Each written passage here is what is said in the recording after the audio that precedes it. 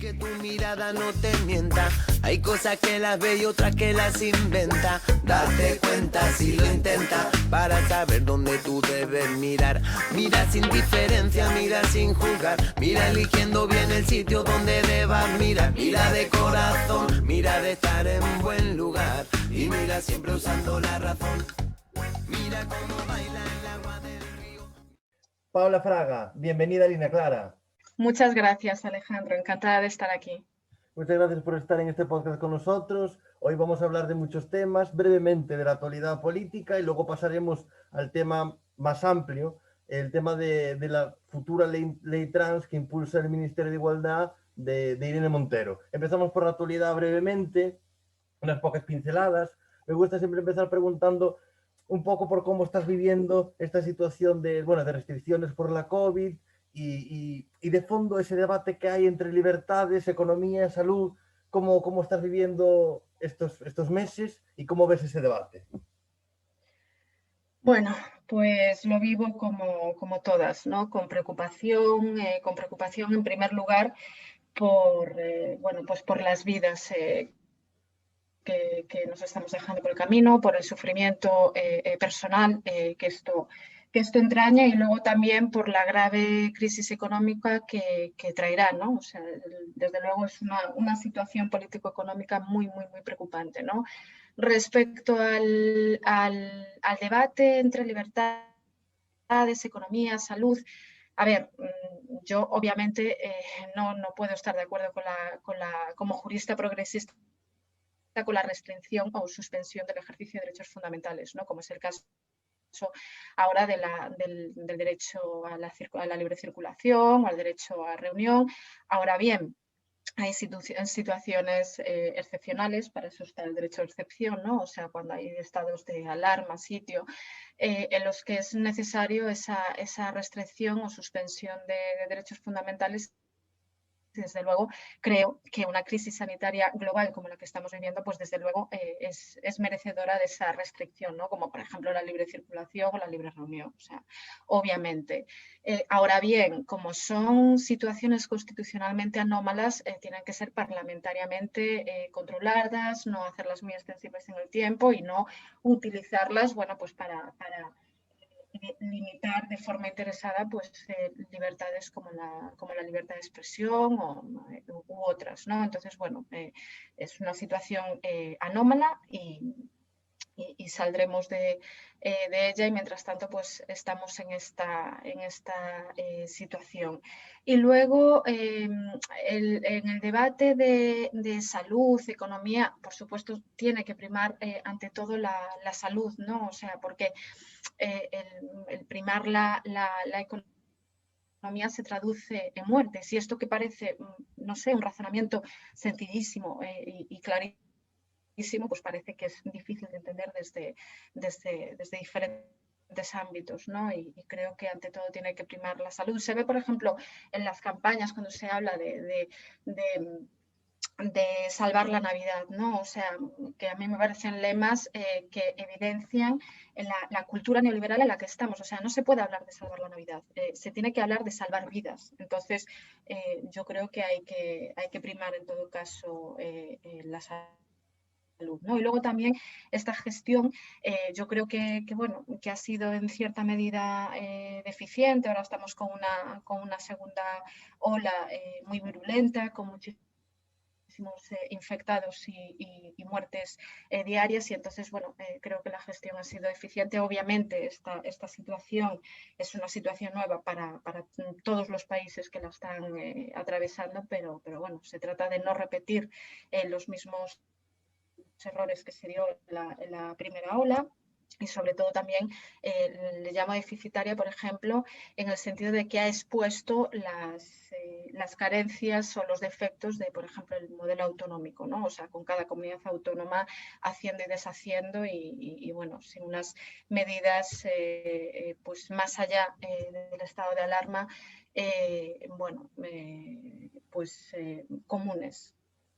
Una de las cuestiones políticas más importantes de estos últimos meses para finalizar el año, de hecho el gobierno quiere aprobar los presupuestos generales del Estado antes de que acabe 2020, una perspectiva general de estos presupuestos que saca adelante la coalición de gobierno con apoyo de partidos nacionalistas, e incluso parece que va a conseguir el apoyo de Bildu, veremos también si del bloque nacionalista galego, parece que se complica esa vía en la que pretendía poner de acuerdo a nacionalistas, independentistas e incluso ciudadanos.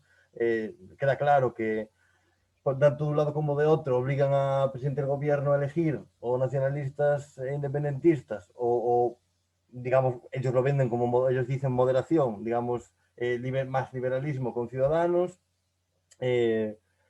¿Cómo ves esa negociación, esos acuerdos que está intentando buscar el gobierno a un lado y al otro espectro político? ¿Y crees que estos presupuestos son suficientes para sacar al país de la situación en la que estamos?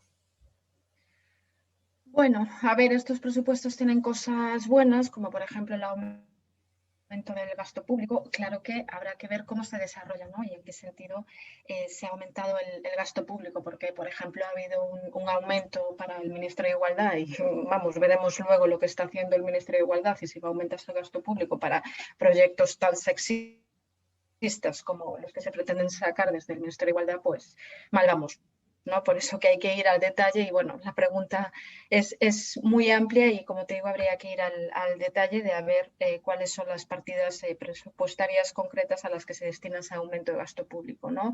Luego también hablan de cambio de modelo productivo a través de estos presupuestos, que también habría que ver cómo lo desarrollan, porque desde luego no es un proyecto menor y creo que con el sistema actual en el que vivimos, o sea, es casi imposible ese proyecto, ¿no? Desde luego se pueden dar pasos hacia esa dirección. Entonces, bueno, yo hablaría de un proyecto o de presupuestos progresistas si viniesen acompañado de, por ejemplo, medidas que además se habían prometido y que verdaderamente sí son progresistas, como por ejemplo la derogación de la reforma laboral, ¿no? Entonces, bueno, creo que le faltan mucho estos presupuestos para ser efectivamente progresistas. Y luego respecto a los pactos con Bildu, con los independentistas, en fin, yo creo que somos de las pocas izquierdas en el mundo que apoya a los nacionalismos y que da cabida a este tipo de pactos, ¿no? O sea, porque estás pactando con quien quiere dinamitar el propio Estado. Entonces, verdaderamente es algo que no puedo comprender, que desde la izquierda se apoyen estos proyectos nacionalistas que para mí son proyectos de la desigualdad, ¿no? O sea, hay cierta izquierda defendiendo cosas como los privilegios fiscales del País Vasco o de Navarra, o sea, que son esos privilegios y que por tanto atentan contra la igualdad entre ciudadanos y ciudadanas y la igualdad interterritorial, y eso en nombre de la izquierda es inconcebible. Por eso digo que creo que somos de las pocas izquierdas en el mundo que tienen ese defecto, ¿no? Porque desde luego la izquierda adolece de defectos como caer en posturas posmodernas que van de progresistas pero que son pura reacción, y creo que eso está pasando en muchísimos países del mundo, pero esta connivencia con la izquierda nacionalista y con proyectos nacionalistas a mí me parece aterradora, ¿no? O sea, hoy por ejemplo leía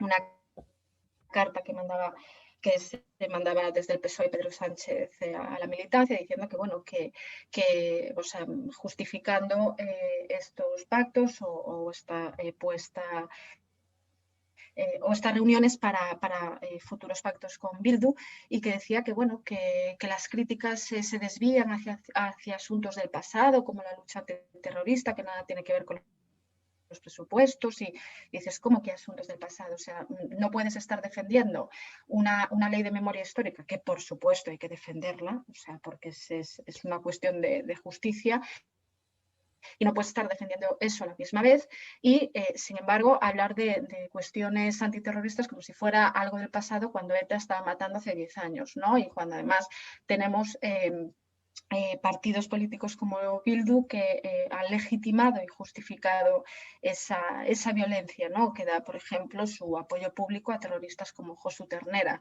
Entonces, bueno, a mí me parece bastante indecente pactar con los nacionalismos y sobre todo pactar con gente que legitime, que justifica la violencia terrorista, ¿no? que tanto daño ha hecho. Y sobre todo eso, quiero transmitir la idea de que creo que la izquierda no puede abrazar estos proyectos que van contra el propio Estado y que levantan fronteras entre conciudadanos y que hacen extranjeros en su propio país.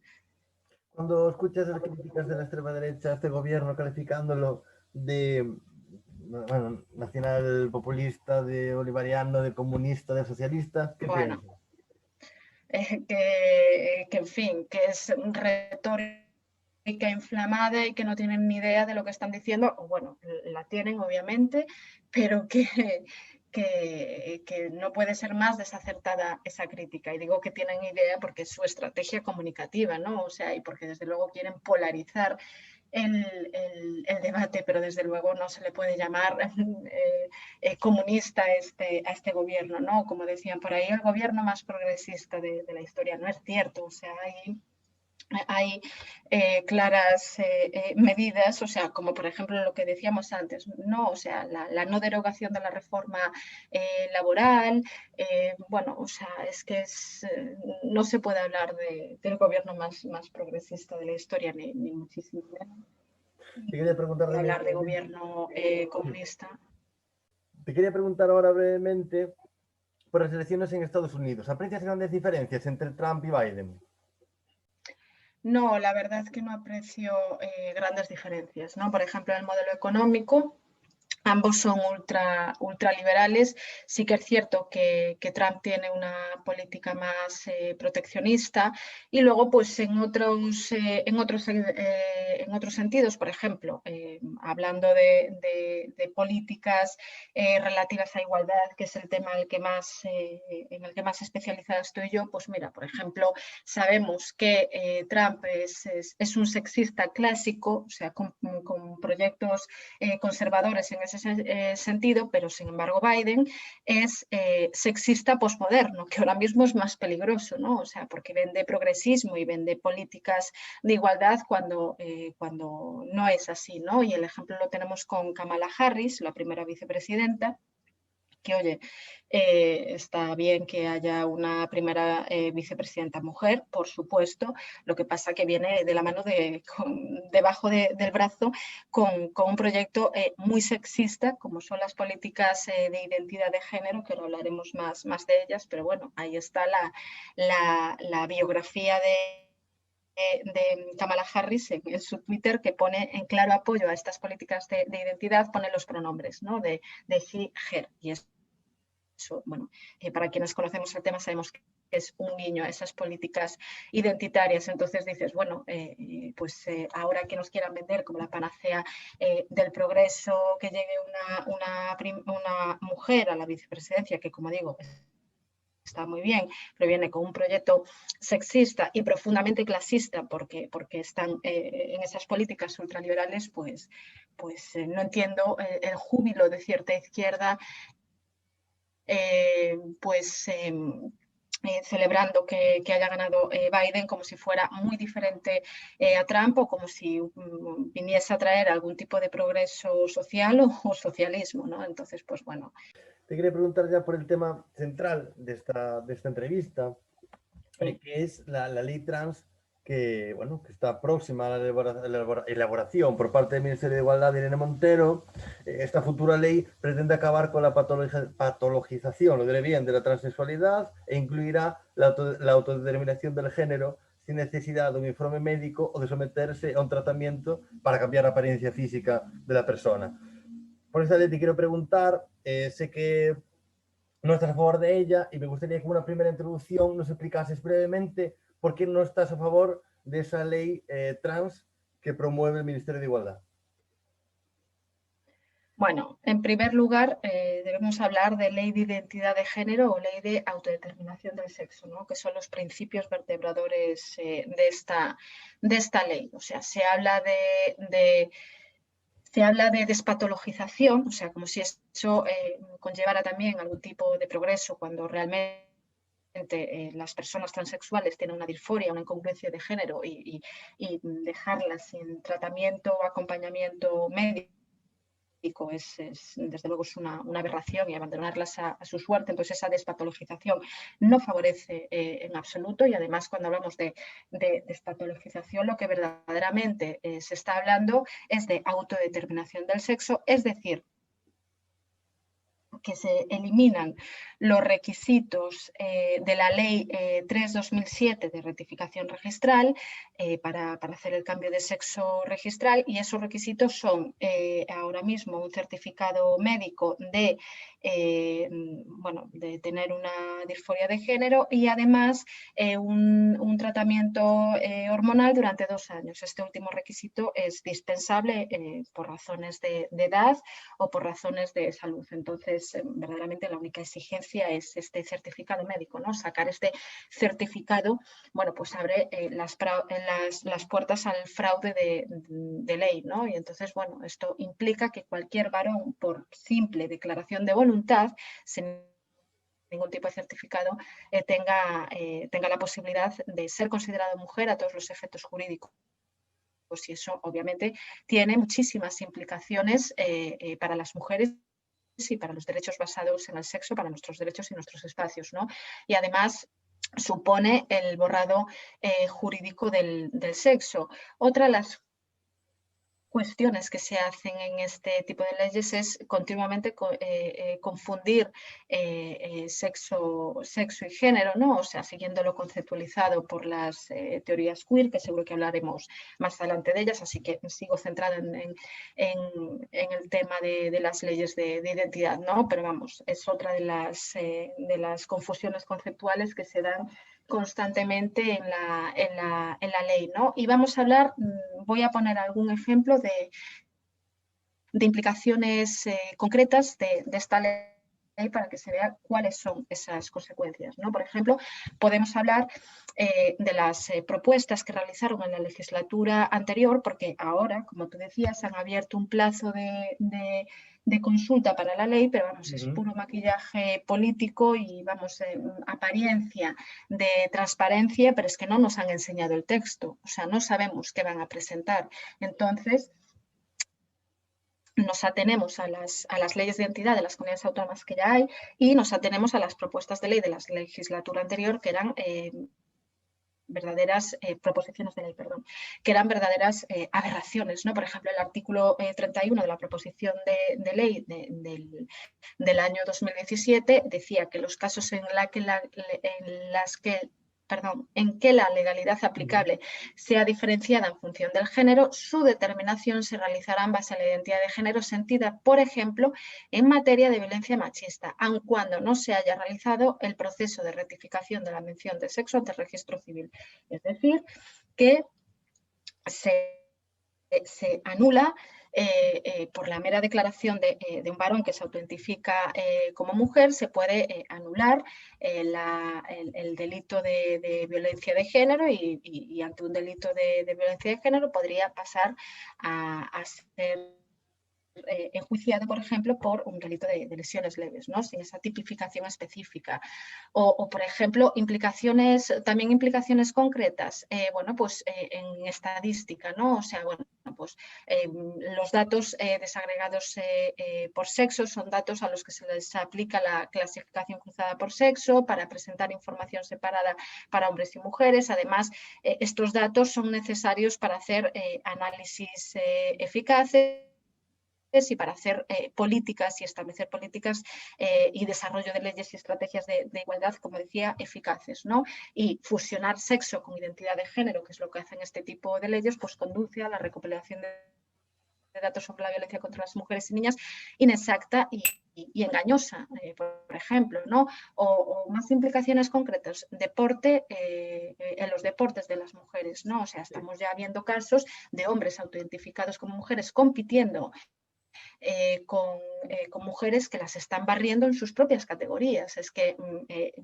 la lucha feminista ha servido también para que las mujeres tengan sus propias categorías deportivas, que tengan sus propios espacios, que tengan...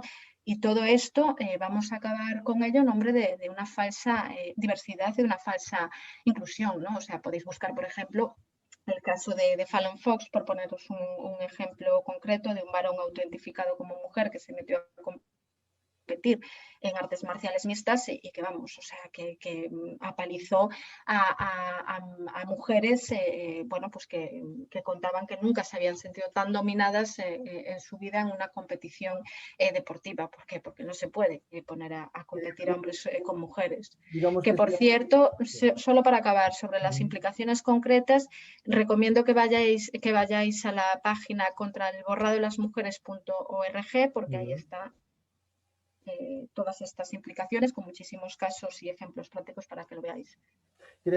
Digamos entonces, podemos convenir en que este tema tiene varios frentes, por decirlo así. Por un lado está desde un punto de vista legal, pero quería preguntarte ahora por un punto de vista más teórico. Hablabas de disforia de género. Para los que no conozcan este tema, ¿qué es para ti o cómo se define la disforia de género? Bueno, es un sufrimiento padecido por las personas que tienen esta incongruencia o disforia de género. O sea, la Organización Mundial de la Salud lo ha sacado de la categoría enfermedades mentales y lo ha metido ahora en la categoría de salud sexual, ¿no? Uh-huh.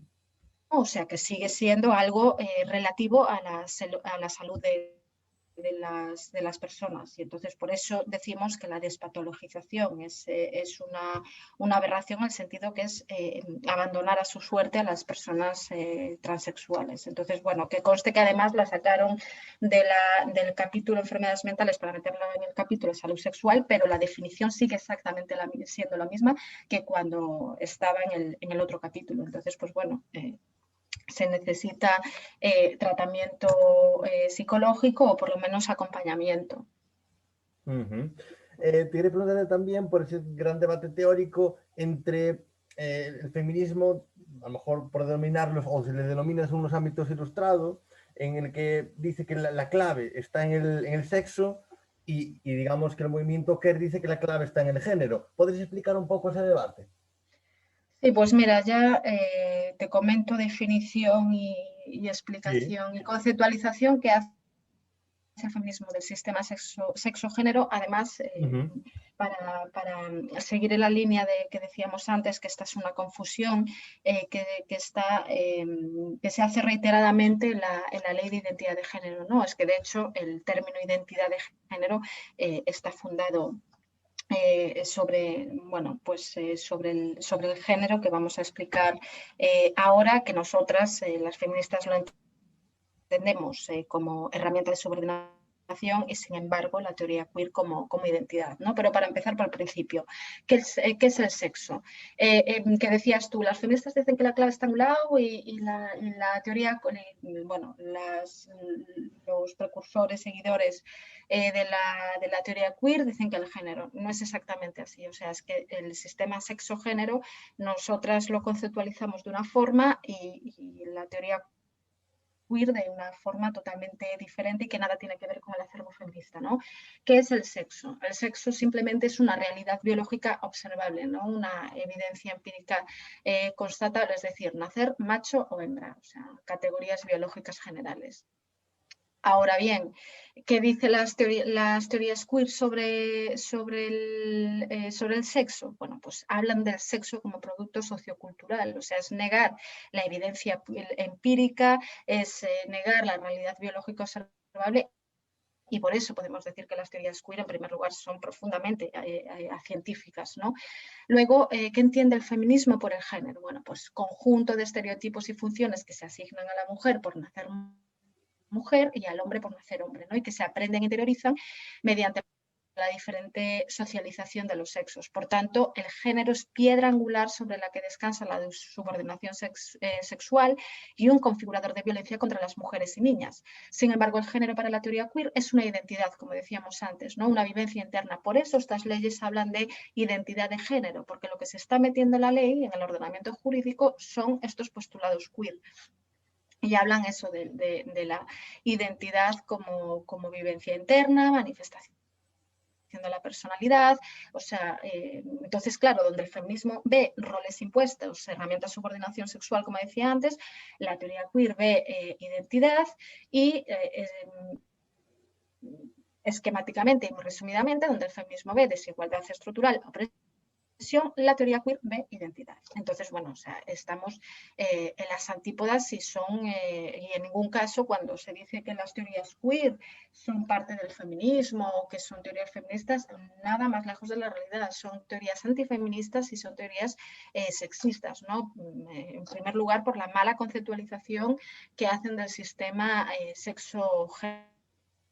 ¿no? Y el problema es que, claro, esa conceptualización no se ha quedado solo en una teoría explicativa de la realidad, sino que se está introduciendo en el ordenamiento jurídico, suponiendo el borrado jurídico del sexo, que a su vez supone la negación de la jerarquía sexual y bueno, pues acabar con las políticas de igualdad, porque estás borrando la base de las mismas, que es el sexo, ¿no?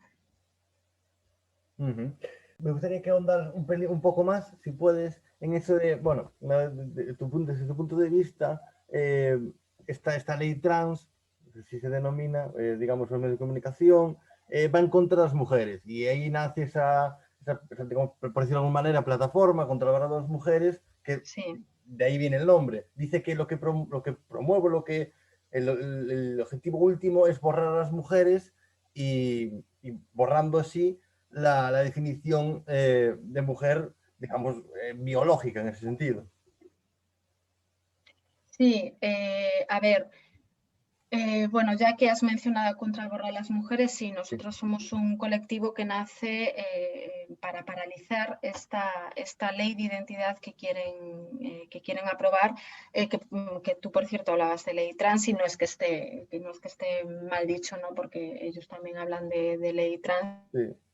Lo que pasa que ya se ve la primera trampa, ¿no? Con esto de la ley trans, o sea, porque dentro del paraguas trans lo meten todo, meten la transexualidad, meten el transgenerismo, meten incluso el travestismo, el no binarismo, o sea, es decir, un hombre que se viste de mujer los sábados, si se quiere autodeterminar mujer y decir que es mujer, se puede autodeterminar mujer con esta ley, o sea, por eso que en ese paraguas trans cabe cualquier cosa, ¿no?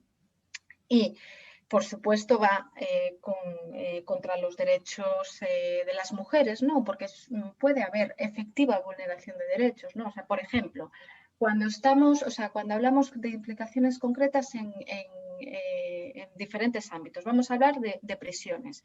O sea, si hombres autoidentificados como mujeres se pueden meter en módulos de prisiones con mujeres, independientemente de los antecedentes que tengan de cualquier cosa, porque si son reconocidos como mujeres a todos los efectos jurídicos, pues pueden meterse en estos módulos de prisiones, ¿no? Incluso, como te digo, un hombre que tiene, por ejemplo, delitos relativos a violencia sexual o violencia machista. O sea, se está poniendo en riesgo, se está comprometiendo la seguridad y la integridad física e incluso emocional de esas mujeres. O sea, ahí tenemos una vulneración concreta de derechos.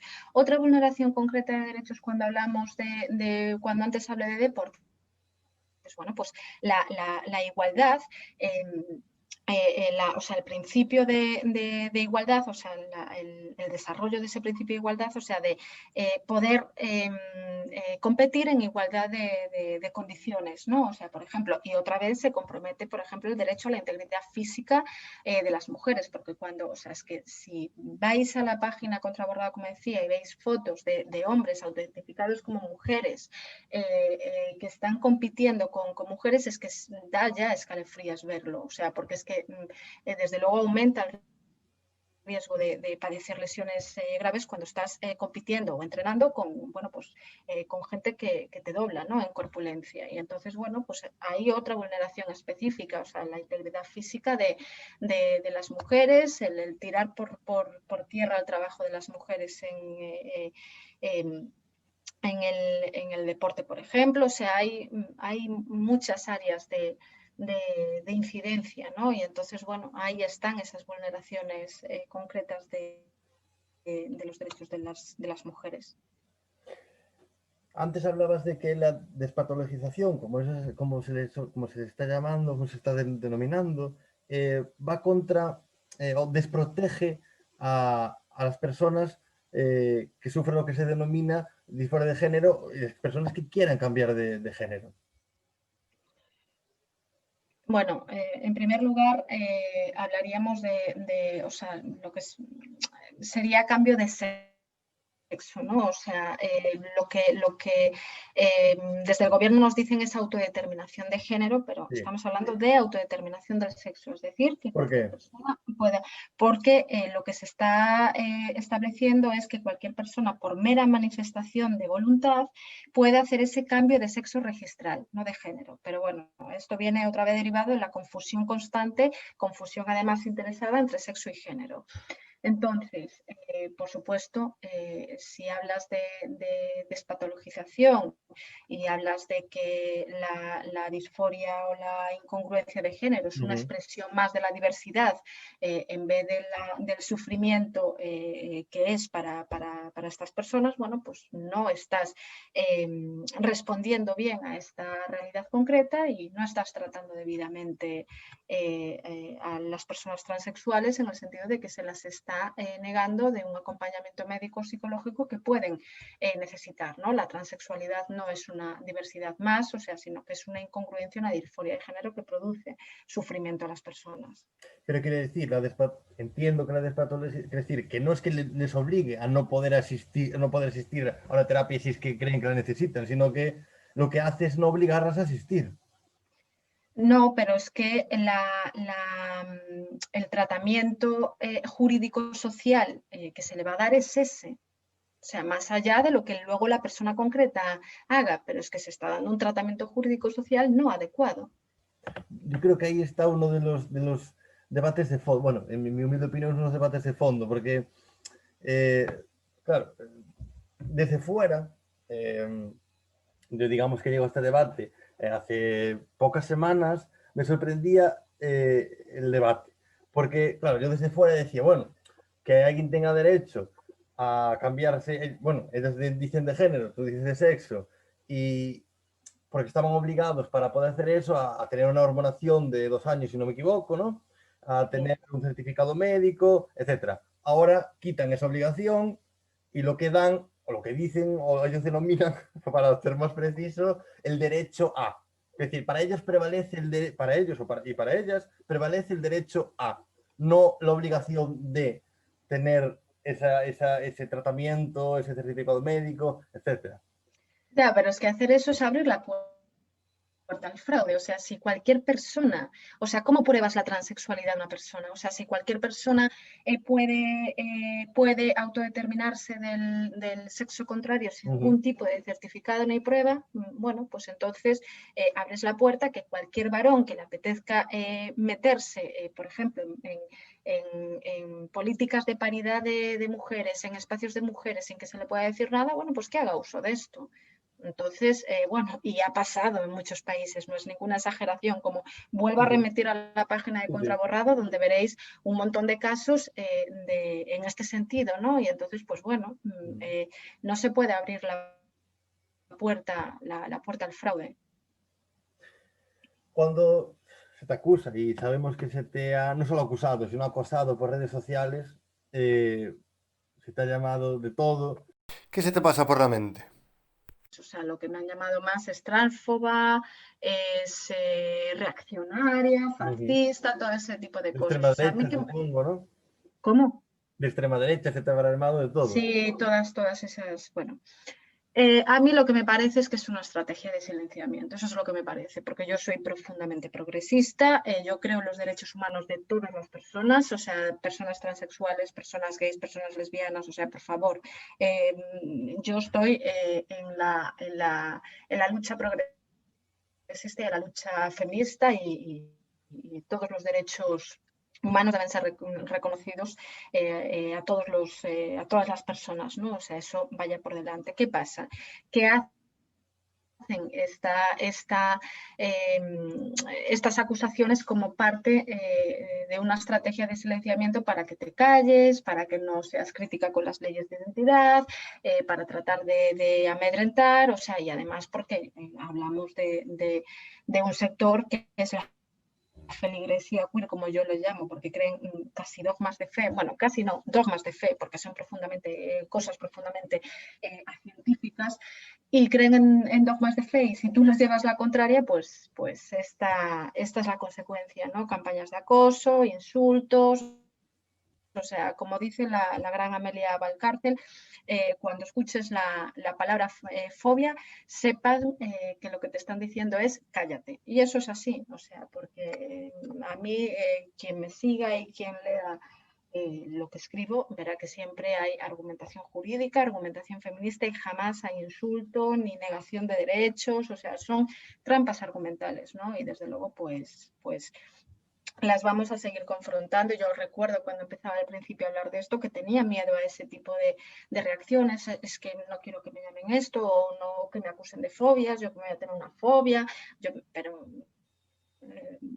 cuanto más estudias y cuanto más conoces las implicaciones aberrantes que esto tiene para los derechos de las mujeres, más te convences y más sabes de que simplemente estás defendiendo el feminismo, a las mujeres y nuestros derechos, ¿no?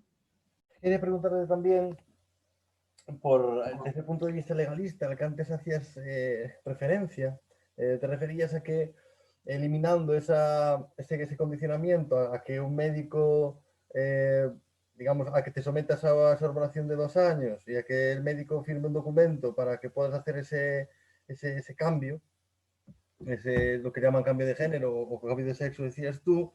Sobre eso te quería preguntar en el sentido de que desde un punto de vista legal decías que desprotegía y que al final podía posibilitar incluso que cualquier persona que dijese sentirse mujer participase en una competición masculina, por ejemplo.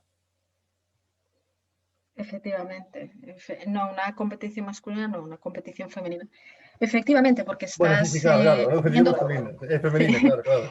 estás poniendo todo el peso de ese cambio, estás poniendo toda la prueba, por decirlo de alguna forma, en el sentimiento, en la subjetividad de una persona, ¿no? Y es que desde luego, es que el ordenamiento jurídico no debe entrar a regular las subjetividades y los deseos de las personas, ¿no?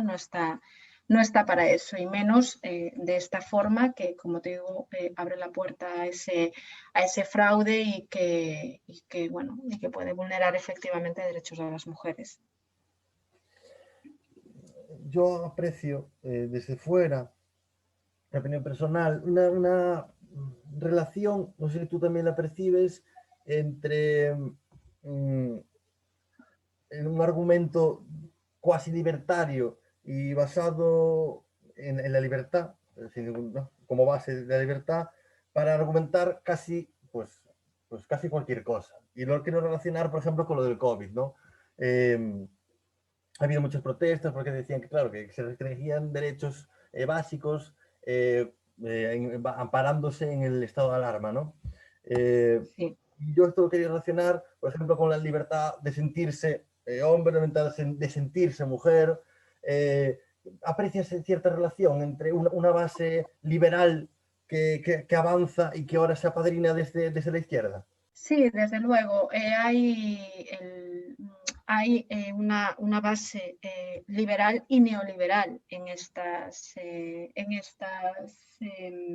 teorías queer, ¿no? O sea, por supuesto, o sea, es esa idea de que todo el mundo puede ser lo que quiera ser, o sea, sin ningún tipo de análisis de las condiciones materiales, ¿no? O sea, yo no soy mujer porque quiera ser mujer o porque me identifique con los estereotipos sexistas que son el género, que eso es lo que dice la teoría queer, ¿no? Por ejemplo, que una es mujer, se hace esa performance de la feminidad, por ejemplo, ¿no? No, una es mujer porque nace con sexo femenino, eso es lo material y eso es lo real, ¿no? Todo lo demás es puro idealismo, puro liberalismo y es base filosófica y política de estas teorías.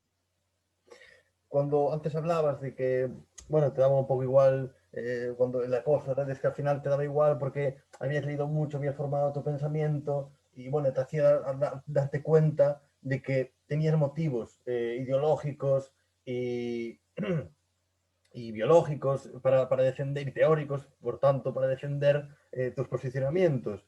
Y que, pero aún así, desde un punto de vista más humano, a mí es un debate que no me gusta porque al final cuando parece que se lleva mucho a lo personal, a lo individual. ¿Sabes lo que quiero decir, Paula? Entonces da la sensación de que a veces el posicionamiento contrario a esta futura ley, por fijarnos en esta ley, ¿no? que es el debate de fondo, por eso ha saltado en la agenda política y mediática este tema. Claro, parece que desde el punto de vista que defiendes, ellos se utiliza el argumento desde el otro punto de vista de que pretenden robarles el derecho de sentirse lo que quieren sentirse o de hacer con su cuerpo y con su vida lo que quieran. Eso es totalmente falso y además no hay derecho a sentirse nada. O sea, como decía, es que al ordenamiento jurídico no le tiene que incumbir los sentimientos ni las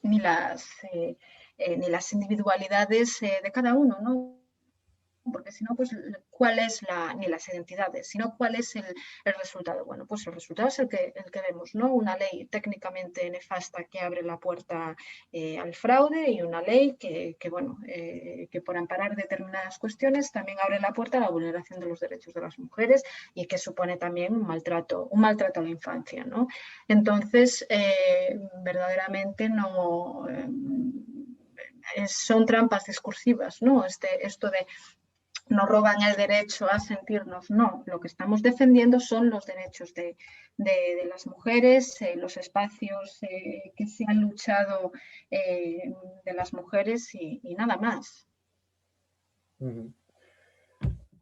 Para ir terminando la conversación, Paula, te hemos preguntado desde un punto de vista legal, hemos hablado desde el punto de vista deportivo por hacer un breve repaso, hemos hablado de lo que se denomina despatologización, hemos hablado de derechos, de libertades y después de la conversación, pues digamos, desde un punto de vista ideológico y teórico y humano también, pues bastante profundo, me gusta terminar también desde un punto de vista profundo, pero más personal. Me gustaría preguntarte desde un punto de vista más personal y puedes contestar desde un punto de vista personal, profesional o incluso desde un punto de vista también ideológico si quieres. Esa es la última pregunta de las que suelo hacer las entrevistas y tiene que ver con cómo ves desde un punto de vista general la situación político-social y económica y después te preguntaré también por el futuro. Pero primero, una visión general del presente y aparte de este tema que estamos tratando, ¿cuáles son otros de los temas, de las cuestiones que más te preocupan, ya puede ser a nivel español o incluso europeo o mundial? Bueno, a ver, a mí me preocupa cómo está la izquierda en general, ¿no? O sea, me preocupa que dentro de la izquierda se estén asumiendo postulados que para mí son totalmente reaccionarios, ¿no? Como por ejemplo estas leyes de identidad de género que son totalmente sexistas y que se están vendiendo como progreso. Me preocupa que dentro de la izquierda se dé cabida a proyectos nacionalistas que preconizan desigualdad entre ciudadanos, o sea, simplemente por nacer en uno u otro sitio. Me preocupa, por ejemplo, también que la izquierda caiga en el discurso de las falsas fobias, como por ejemplo con la islamofobia y cosas así, y que no sea capaz de defender una izquierda laica porque prefieren no defender una izquierda laica antes de que los llamen, o una educación laica, mejor dicho, ¿no? Antes de que los llamen racistas o antes de que los llamen islamófobos, o sea, cuando no es cierto, no hay racismo ni hay islamofobia, por ejemplo, en la defensa de una educación sin religión en las aulas, ¿no? O sea, esto lo comento por el caso que acabamos de ver en Cataluña, que acaban de meter el Islam en las aulas. Y dices, perdona, el proyecto de izquierdas es hacer una educación laica sin religiones, o sea, no se trata de meter más religiones, sino de sacar las que hay, ¿no? O sea, saquen también la religión católica, pero no digan, no, es que para que sea todo igual y para igualar, pues metemos el Islam. No, sáquenlas todas. O sea, si somos progresistas y somos gente de izquierdas, pues lo somos en serio, ¿no?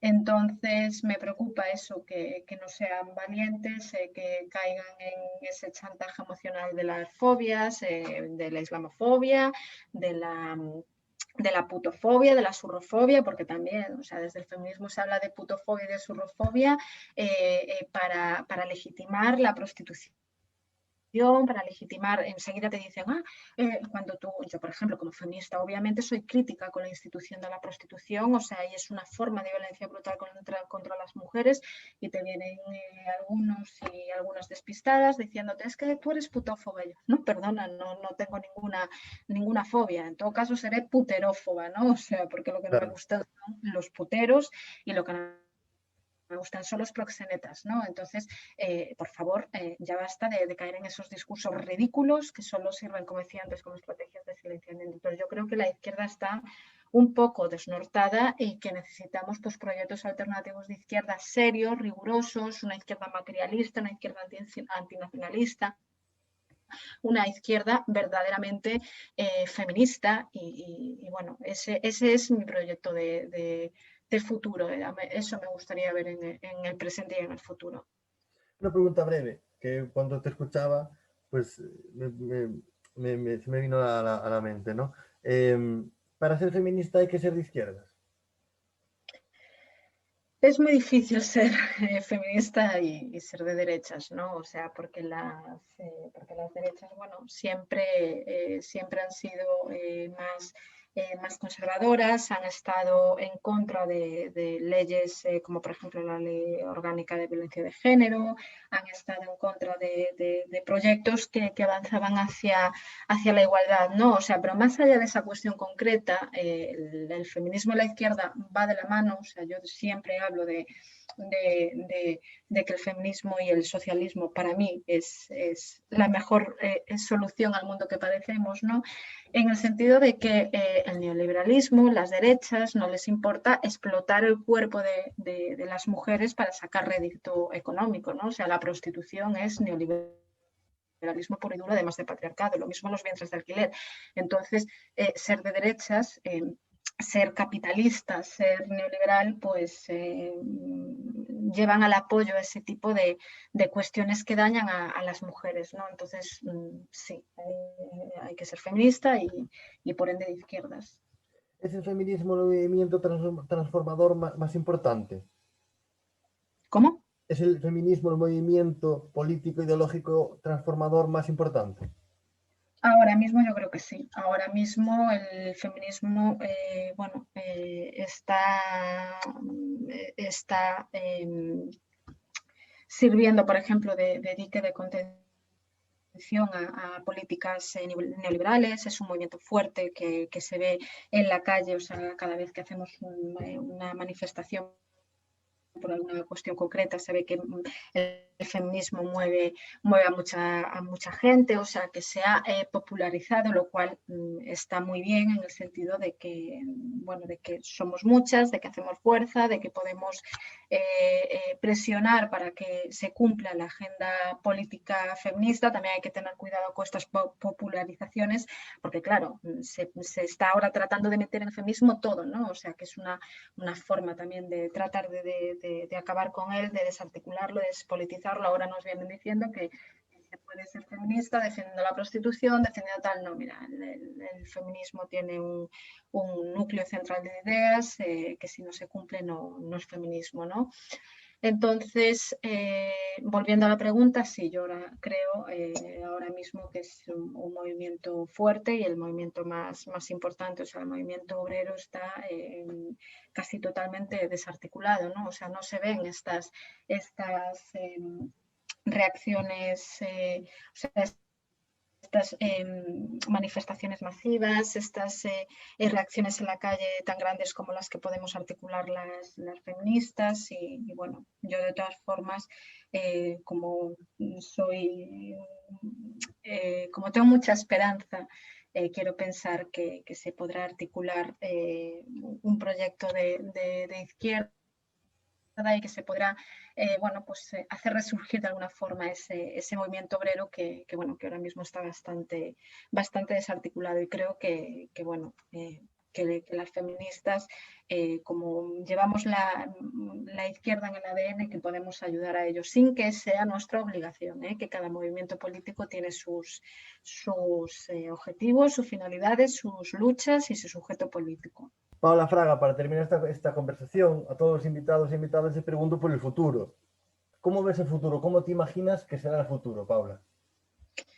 Bueno, yo quiero tener esperanza y quiero pensar que conseguiremos frenar esta reacción patriarcal que significa lo queer, que significa toda esta reacción vestida de progreso, vestida de diversidad, pero que viene bueno, pues, a dañar al feminismo y a conformar una reacción muy virulenta contra el feminismo y contra los derechos de las mujeres.